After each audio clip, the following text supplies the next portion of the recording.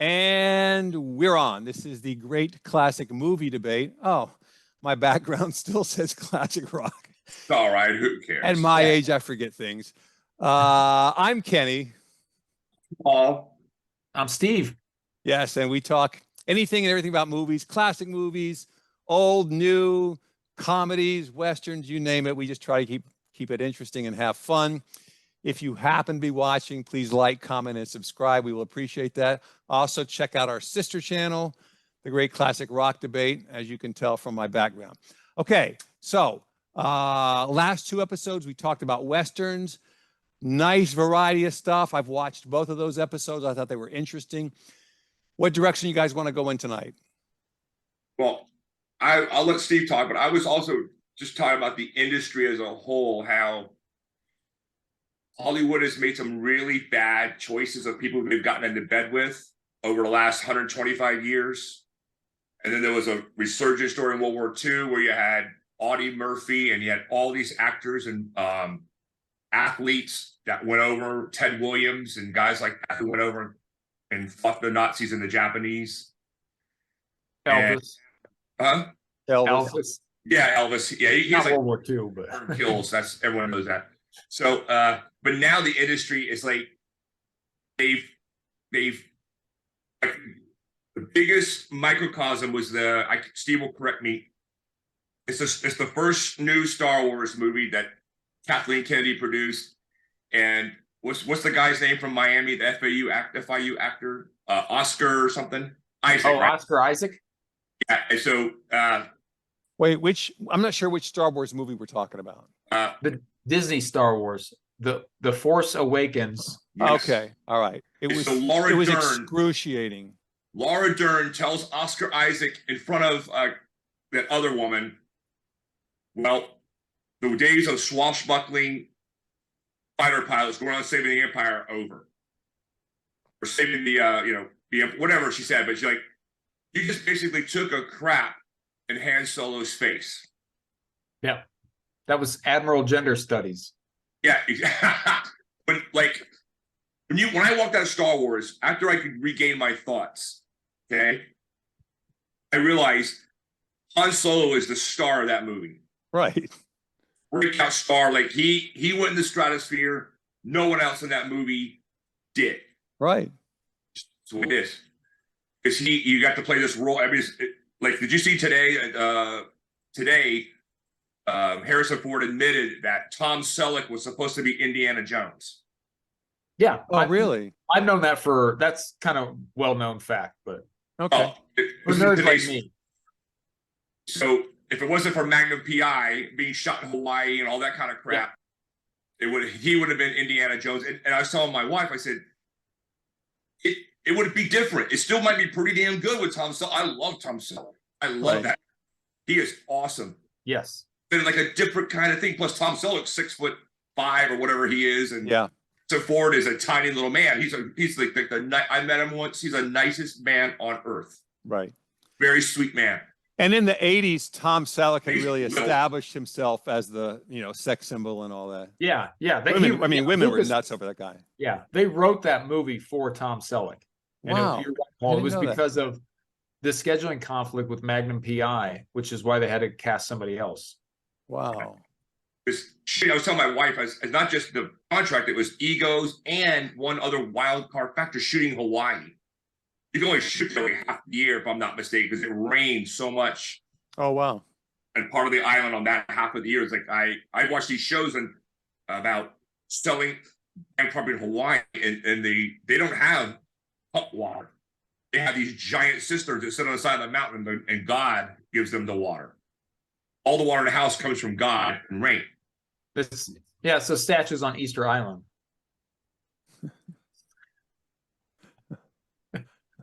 Not even the same hemisphere. Well, same hemisphere, just not the same.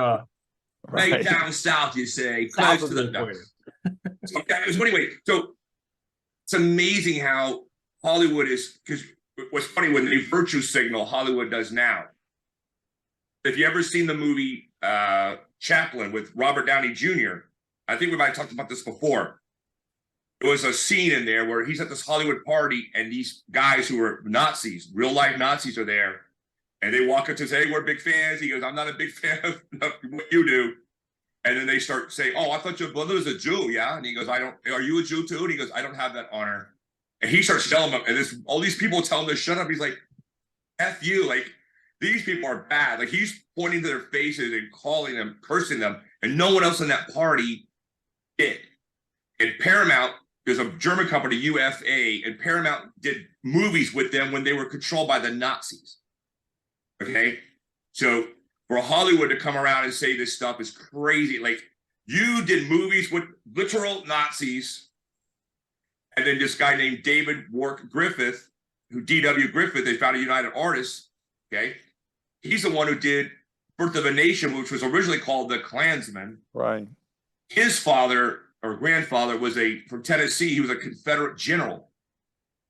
Okay, so this movie reinvigorated the Ku Klux Klan. I think it came out in 1910, 1915, somewhere around there. Something like that. You're speaking of Birth of a Nation, right? Correct. Yeah. Yeah, it glorifies them. Yeah. Yes, and that brought them back. So when Whoopi Goldberg, these idiots on The View, I don't want to get political right now, start, hey, you brought the Klan back. You, Hollywood, did, and you did movies with Nazis. Right. So anyway, that's enough of me pontificating. Sorry. That's okay. Listen, I have no background in film the way that you guys do, but I sit back and watch in utter astonishment at the decisions that they make, or I should say the directions that they choose with movies and all the woke stuff or whatever, and with movies losing so much money or simply just not making money. I ask myself, who makes these decisions? And even if you made it with the best of intentions, once it crashes and burns, why would you keep doing it? So it's all a mystery to me. Well, I think the problem Hollywood has is that they have a backlog of probably 3 to 4 years worth of projects that they have to release. I think they know now that what they're doing isn't going to cut it. It's not sustainable. I mean, Disney's losing money. I've heard that they have some severe working capital needs. I mean, I've looked at their financial statements. This is all public record, but they've had some pretty tight capital restrictions for the last couple of years.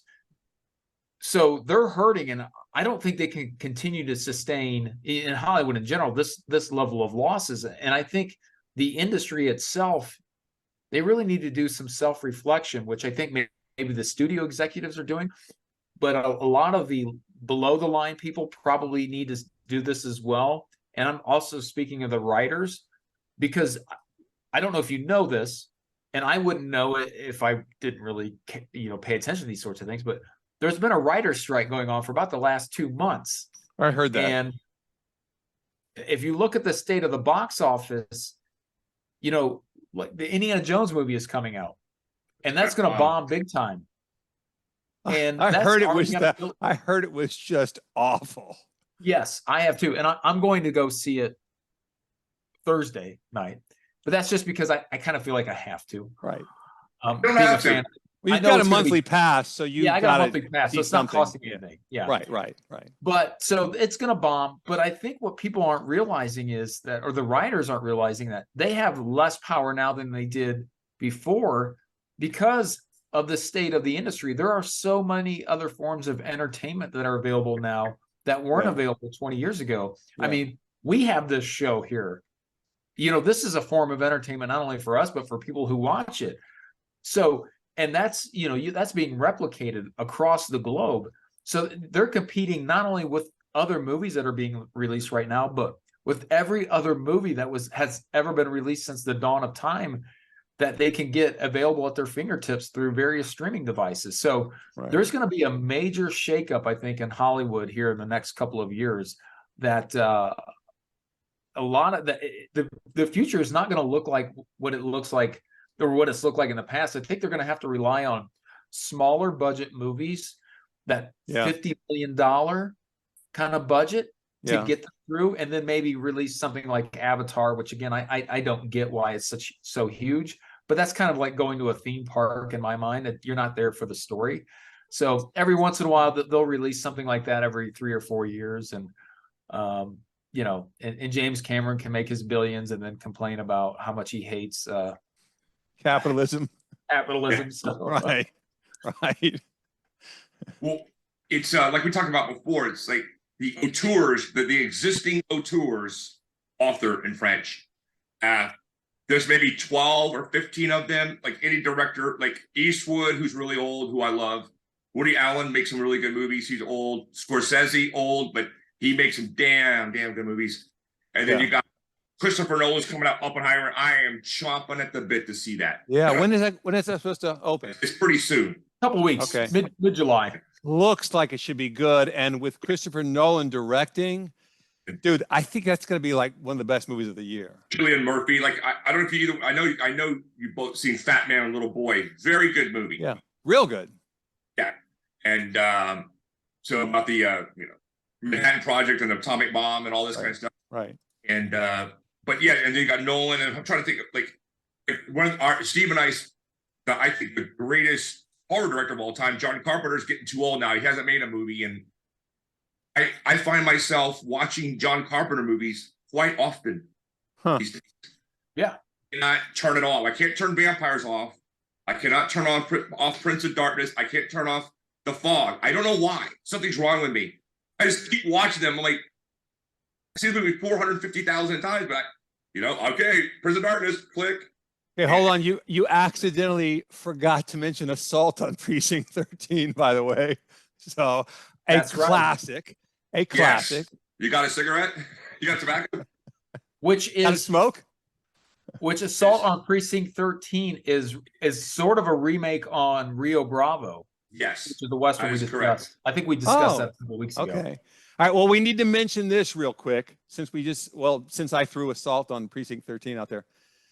When they did the remake of it, Paul and I went to see it, and we sat there having a hard time describing just how bad that movie is. But they actually tried to do like a woke version of it, where the actual bad guys aren't bad guys. You know, the gang members and all that, they're not bad guys. It's the cops. You got to have the dirty cops. And I'm pretty sure somehow or another they probably tied into the Nazis. Could you? Oh, I'm sure. I did not see it. Oh my God, it was so bad. And I probably should have known it wasn't going to be good. But because it had a much bigger budget and had a lot of pretty well-known stars in there, I assumed it would be decent. It's terrible. Ethan Hawke, wasn't he in that? I think so. The only actor I would have failed that. The only actor I know was in it was Lawrence Fishburne. Yeah. Because he's one of the 40 or 50 actors. When he's in a movie, like, okay, I remember the movie, why Lawrence Fishburne was in it. Because I think he's a good actor, and he's very funny. He makes that Predators movie. Yeah. Adrian Brody. He's only in it for like 12 minutes, but it's hilarious. Oh no. Yeah, Walter Goggins makes that movie. Well, I know. Yeah. Yes, I know. I'm here. Walter Goggins is a guy like Lawrence Fishburne. When he's in a movie, you know it. Well, yeah. Here's another reason why I think Hollywood is in trouble. I saw The Flash over the weekend, and that movie is kind of bombed at the box office. I mean, I think it less than stellar opening weekend. It's not only bombed at the box office, but a lot of the YouTubers who do movie reviews really, really smashed it. Yeah, and I really enjoyed it. Really? Yeah. If you are a fan of DC Comics, of the movies that they've done, not like the Justice League movies, but this has got everybody knows Michael Keaton's in it at this point. So right. It really should have been called Batman. Had they just made like another Michael Keaton Batman movie, I think it would have done better. But I think the issue is, Paul, I don't know if you're talking to me. What is Paul doing? I say, remember in the first Batman, Michael Keaton keeps saying, like, he says it really quietly. Remember in front of Kim? Yeah. I don't remember. Yeah, I'm It's Batman. really funny. Go ahead. Oh, okay. Yeah. Well, the problem Hollywood has is they have an audience of people who are I was 12 years old when that movie came out. So, but they're not even getting those people of the classic Batman movie, you know, post Adam West to go out Right. and see the movie. Or maybe they are, and that we're the only audience that they're capturing.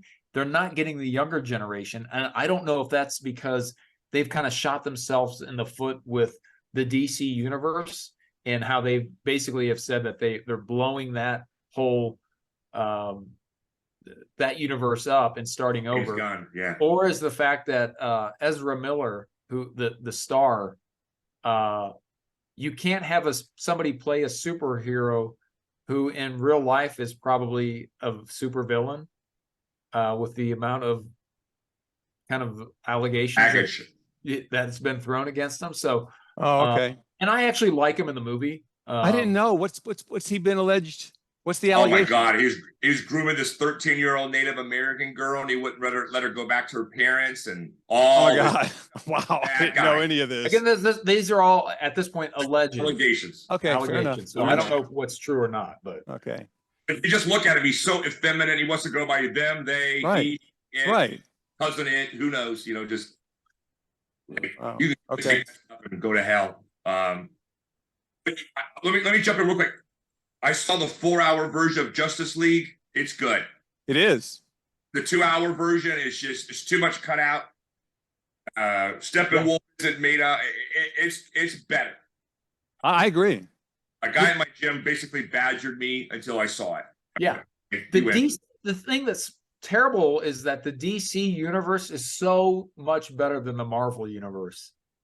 It's more serious. Marvel is all about comedy. And I mean, it was funny 15 years ago when they first started releasing the movies, but after like phase 2 ended, or really, I haven't enjoyed anything since Endgame. I mean, the Ant-Man and the last Ant-Man, Quantumania, it was okay. Yeah, it was okay. It wasn't as bad as people are made it out to be, but nothing really has been really great from Marvel. I agree. It kept getting bigger and bigger and bigger and bigger. Destroy the universe, put the earth in that. That's why I loved Logan. I love that movie.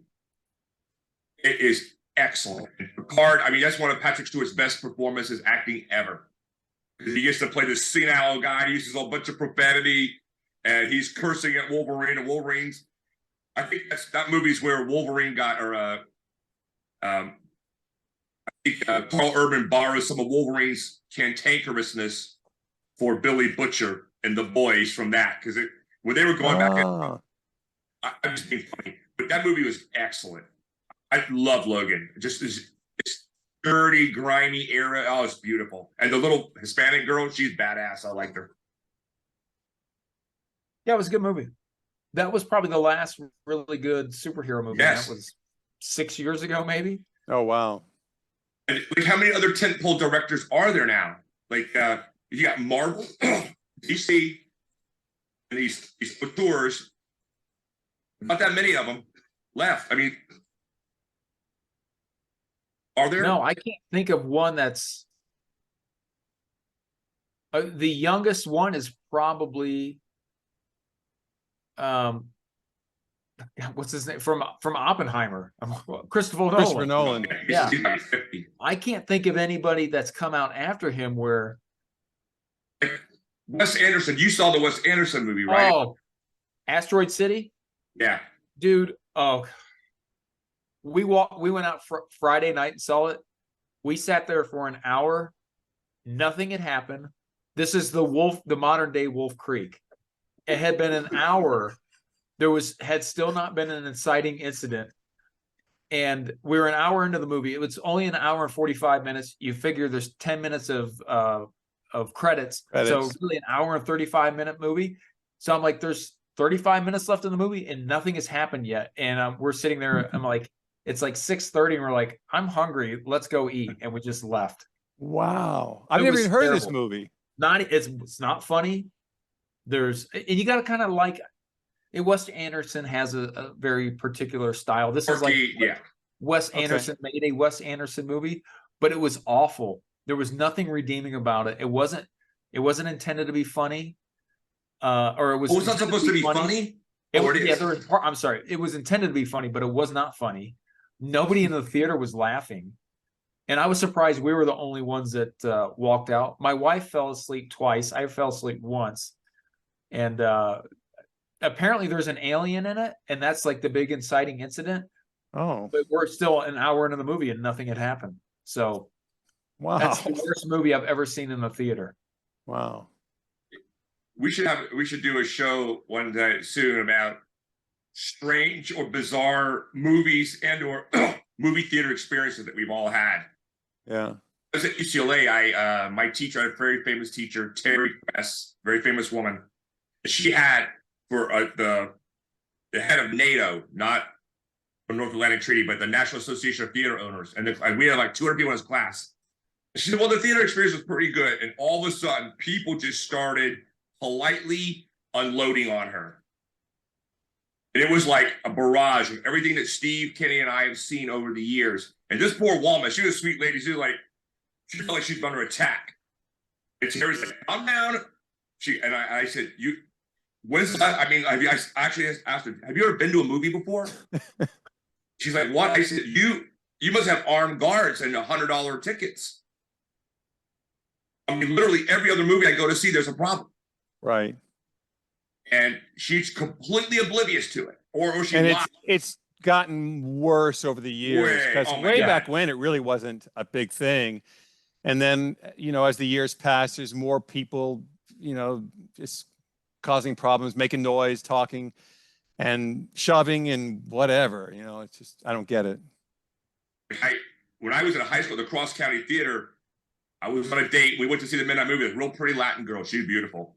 And for some reason, I decided to bring one of my dad's pistols. It's West Palm Beach, so it was hot. So I had to shove it in my pants.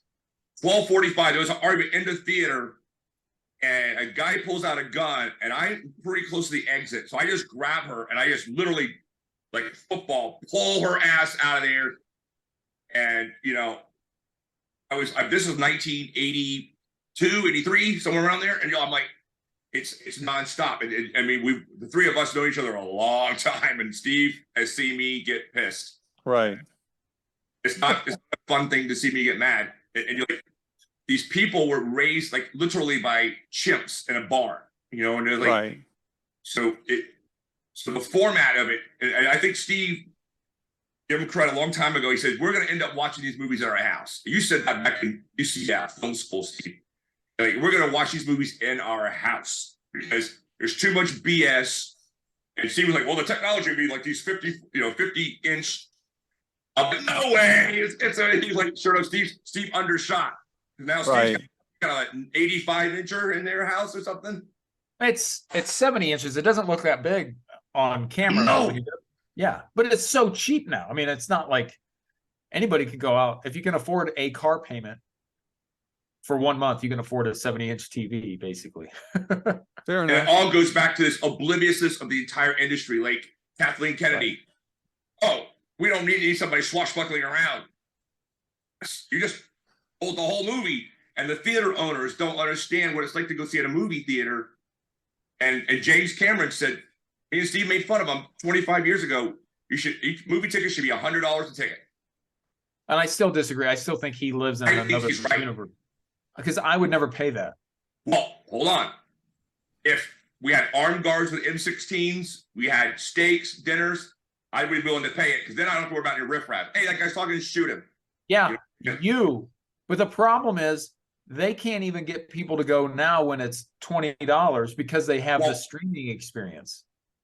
Yes, but part of that is because they pooped on, go back to the NATO, they pooped on the theater experience. And any director who's worked this out, that it's much better if the crowd was okay to see a movie with crowd, because it's more fun. People react. Right. Like, funny jokes in the theater sometimes. Like, if the box office wants to go and make $20,000 a weekend, charge $100 a ticket. Just depends. Like, what about you? You're on this premium pass thing, right? So let's say that I pay $20 a month to see up to 3 movies a week in any format. That's why I see a lot of garbage, because it didn't cost me anything. But Fair enough. hurting them, like the greatest experience. I don't know about you two. I saw like 2 months after it came out. I saw Die Hard in the Cinema Draft House in Dallas, Texas, on Thanksgiving, and it was a bunch of drunk rednecks, and they're cheering on Bruce Willis. Shoot that guy! All they're all in unison cheering Bruce Willis. I said, "This is the greatest movie experience I've ever had." I walked out like, I want to see every movie here. These drunk Did you rednecks. pay $100 for it?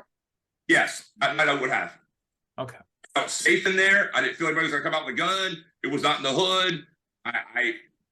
Me and my wife went to see one of those Bourne Identities.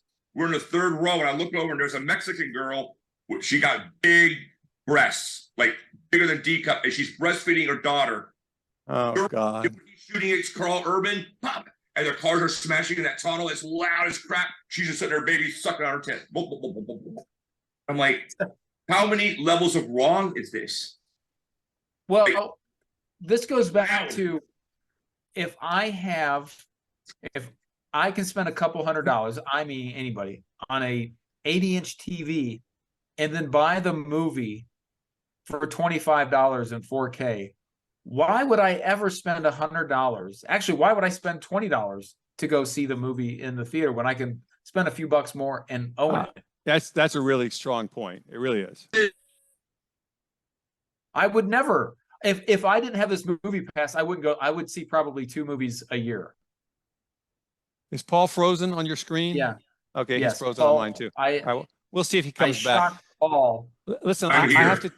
Okay, for the past few years, even before COVID, my movie attendance frequency was really fizzling out because and I don't have, my TV screen is not as big as yours, but watching at home, it's peaceful, and you can pause it and go to the bathroom or whatever, and it's cheaper, and you don't have to put up with the idiots. So for me, I've been moving that direction for a while. Yeah, and I was moving that direction prior to getting this movie pass. But I enjoy going to the theater, but I don't enjoy paying $21 for every time I go. Right. $21 for a year or a month seems like a fair deal. Yeah, me. that's fair. That's very fair. Yeah. Paul, you frozen again? I think he is. Oh, we lost him. Okay. Now he's dropped off. All right. If he doesn't come back in a minute or so, we'll go ahead and wrap it up. Our time is just about up. But all right. Well, anyway, we've been all over the map tonight. Anyway, any final thoughts, Steve? I would just say that for the Star Wars fans like myself, I think we all recognize that the Star Wars that we once loved and knew, that is dead. It's probably never coming back unless they have a major shakeup at Disney. And wait, didn't Disney sell that back though to what's his name, George? No, there's rumors going about that they're looking to sell that because of the capital or the working capital issues that they have. Yeah. But I mean, realistically, I don't see that happening. And to be fair, I mean, they would, even if they started producing good content again, there's a lot of, it would take a lot of work for them to regain the trust of fans like myself, who just, I won't pay to see their, I won't pay for Disney Plus to watch any of their streaming shows. I am going to see Indiana Jones. I do know what happens. I know that basically he takes a back seat in this show. Oh, okay. It's really, he's not the lead. The Phoebe Waller-Bridge is supposed to be the lead in the movie. I think their hope was that they would push Harrison Ford out, and that Phoebe Waller-Bridge would become the new Indiana Jones and take up the mantle. And and I hear she's so annoying, and she's been in a couple of things I've seen her in. I just was not, I couldn't stand her. Okay. And I don't even know who she is, but she was the voice of one of the droids in the Solo movie. Oh, okay. Okay. The one that spoke about droid rights. Wow. in the Solo movie, she was it was Lando's Droid, which I liked Donald Glover in that. I didn't have actually the Solo movie was actually good, but the reason it didn't perform well at the box office was because of the backlash fans had against the Last Right. Jedi. Well, I saw that Awakens, Empire Awakens, The or Force Awakens. Force Awakens, and it was just awful. I couldn't believe it. There was so much hype, and I saw it at Christmas time. You know, there was so much hype, and I hadn't really heard anything good or bad. But my thought was, they've spent so much money on this, and with all the hype and all, they know they have a high bar to clear. There's no way they're going to let this thing be such an utter disappointment. And man, was I wrong, because it was beyond a disappointment. It was terrible. Well, the biggest mistake they made was they had Harrison Ford, Mark Hamill, and Carrie Fisher back, and they didn't put them, all three of them, in a single scene together. Right, right. Like, how do you? I get that they probably, were like, we need to pass the torch to a new generation. I get that. Yeah. But the execution of that was so poor. And the fact that they admitted that they didn't have a story or a plan or an outline for the trilogy. And it really showed that, they bring Emperor Palpatine back at the end at the end of the trilogy. And really what happens is that you basically erase everything that happened prior to that. It renders the original trilogy pointless. That was the part that was really offensive to me, beyond the fact that it was just a terrible movie, was it negated virtually everything that had been the most essential elements of the story up to there. Yeah. It negated all that. And at the end, I still like to say the Emperor won, because all of these Skywalkers, that lineage died off. Oh, yeah, good point. Good point. Okay, so listen, Paul texted saying his internet went out, so we won't wait for him. Let's wrap up. You have any honorary Oscars that you want to give out this week? I will say, so other than saying, I do strongly urge people to go see The Flash. If you like the DC movies from years ago, you'll enjoy this. Other than that, I always want to say, if we haven't mentioned it before, Keith David from Men at Work, the movie Men at Work with Charlie Sheen and Emilio Estevez, he should have gotten a supporting Oscar nom for that role in that movie. Okay, he was also great in that movie with Roddy Piper. They Live or whatever. Of course, yes. Yeah, They Live. Yeah. Okay, so for this week, Keith David is our guy. He's getting 2 honorary Oscars. I'll toss him mine. Okay, that's a wrap. This is the Great Classic Movie Debate. I'm Kenny. I'm Steve. If you're watching, please like, comment, and subscribe. Check out our sister channel, The Great Classic Rock Debate. Until we meet again, we'll see you next time. See ya.